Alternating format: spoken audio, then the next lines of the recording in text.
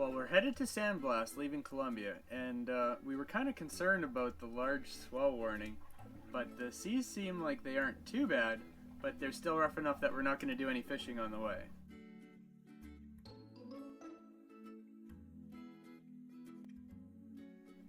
Although we're kind of sad to be heading back to Panama, we are really excited to get to go back to San Blas because we really did not get to spend enough time there.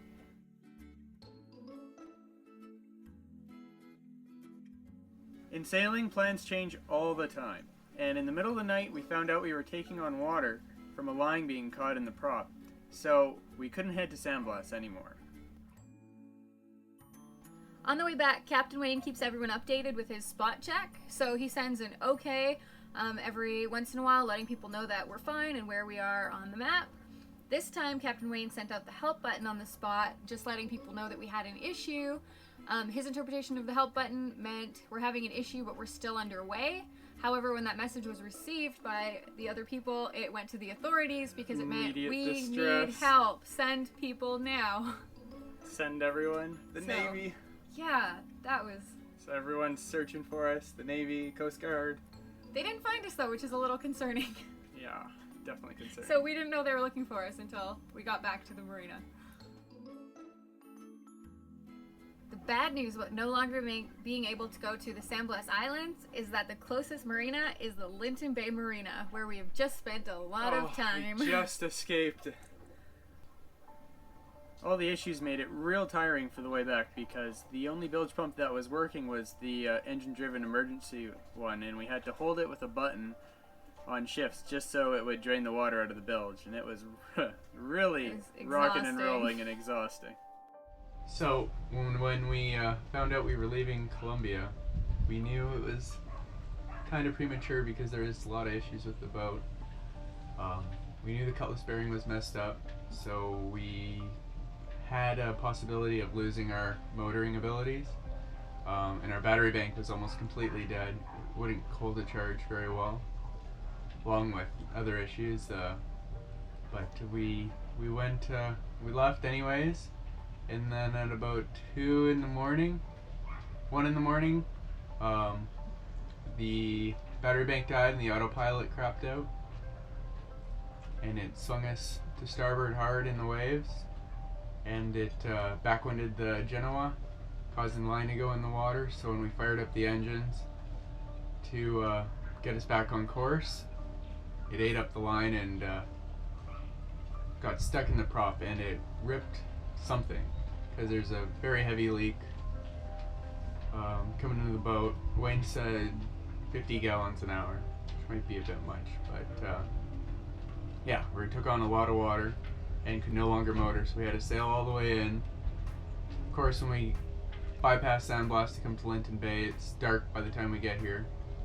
So we side-tied to a dinghy to bring us in, but the current and wind was really strong, and we got hung up on 2 boats' mooring lines that were coming into the bay, and without any bow thruster or anything besides the dinghy, we just crumpled right up on them, and then we managed to get off and spin around, but then we got pushed back up on them, fought them for 2-3 hours trying to get off. Finally we hopped in the water and pulled the mooring lines off the prop and the rudder to unstick us, and then we attached to some mud pilings and winched the boat off the other boats, which is where we're sitting right now, with a hole in the side of the boat and taking on water like crazy. Yeah, last night was definitely the craziest night we've had sailing so far. Everything was going well with the dinghy side tie. We had to get around one boat, but then we knew there was mooring lines on the other side. But then the current and the wind just took us so fast. We just went. We were in the other boats.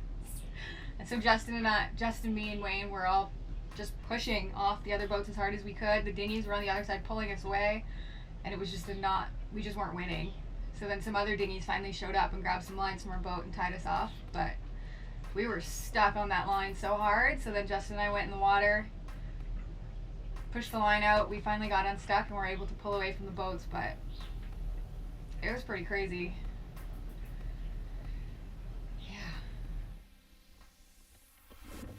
So since we don't really know where the leak is coming from or what the situation is underwater, Justin and I dive in, take the camera of course, and check it out.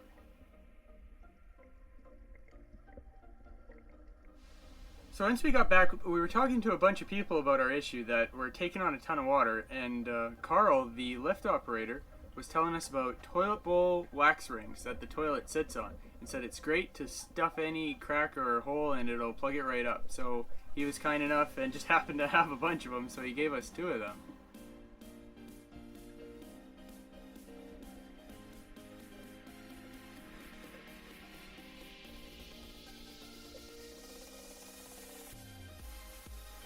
So it took us quite a while to get the line out of the prop. It was wrapped around there pretty tight. But once we get all that cleared, remove all the seaweed, then we have a much easier time finding the leak and then using that wax ring that Carl gave us to get it all plugged up so that we can stop bilging, dumping out the water, and taking on water.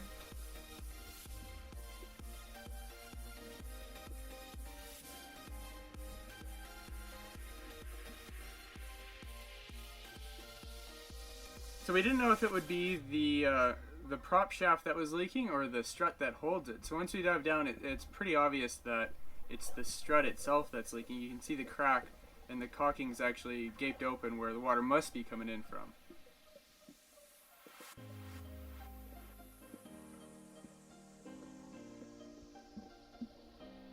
The night we arrived around, I don't know, 10 p.m., the military, or Marine police show up, the Navy, and they're checking in on us and want to make sure everything's okay.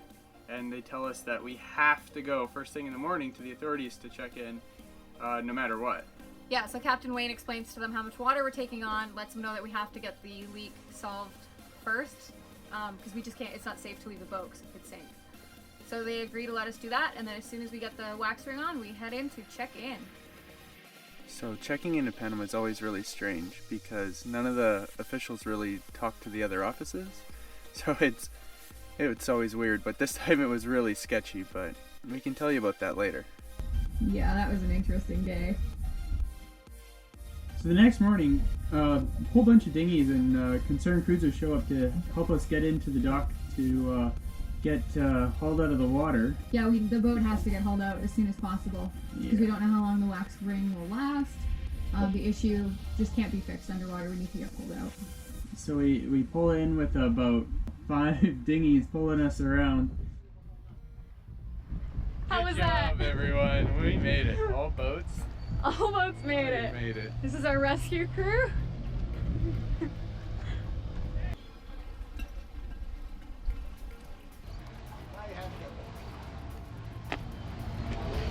On dry land.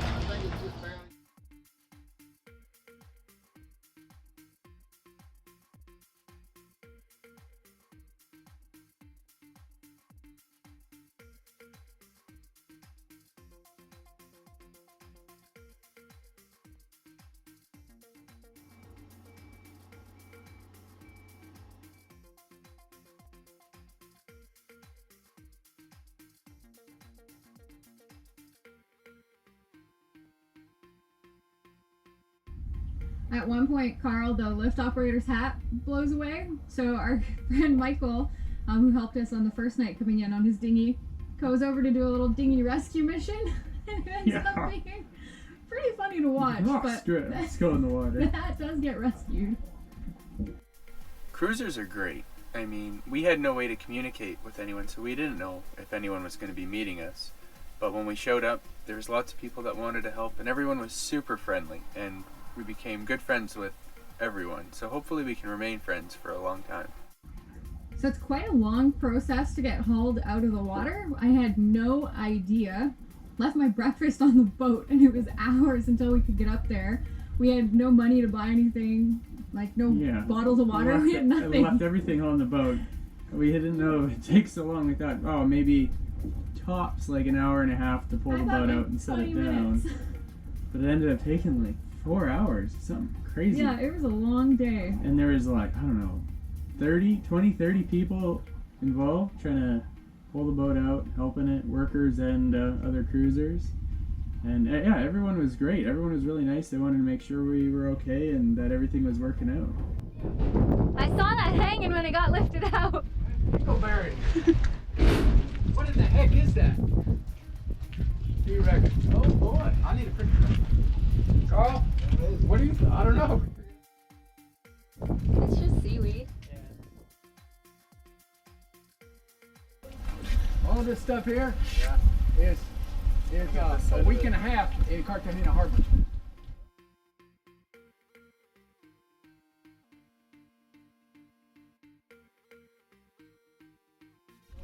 There's our wax job.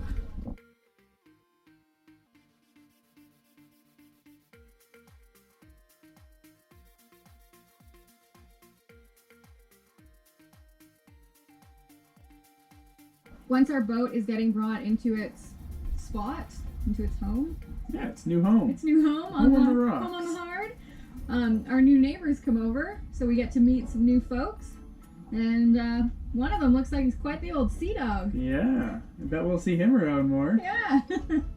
Yeah, we're next door neighbors.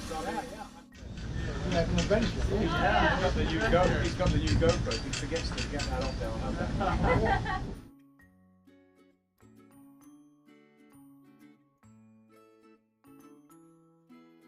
Thank you for watching. Join our amazing patrons in helping to support these videos at patreon.com/DJsDives. Give us the thumbs up and share this video with everyone. Subscribe to our YouTube channel and leave a comment below to tell us what you think. See you next week.